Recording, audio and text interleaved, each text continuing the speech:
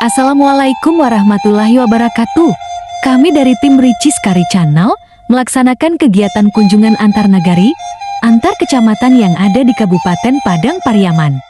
Pada kesempatan ini, melewati jembatan Rajang atau jembatan gantung yang bernama Nagobaliyah, Nagari Batu Kalang Utara Kecamatan Padang Sego. Jembatan ini merupakan penghubung antar nagari, Nagari Batu Kalang, Nagari Tandikek, Nagari Tandikek Selatan dengan Nagari Batu Kalang Utara. Assalamualaikum warahmatullahi wabarakatuh. Selamat siang. Ya, tepat pada pukul 12.00 WIB kita berada di jembatan Nagobaliyah. Jembatan ini adalah penghubung antara Nagari Tandikek Selatan atau Nagari Tandikek dengan Nagari Batu Kalang Utara, Kecamatan Padang Sago, Kabupaten Padang Pariaman. Sebagaimana yang kita lihat, ini adalah merupakan salah satu tempat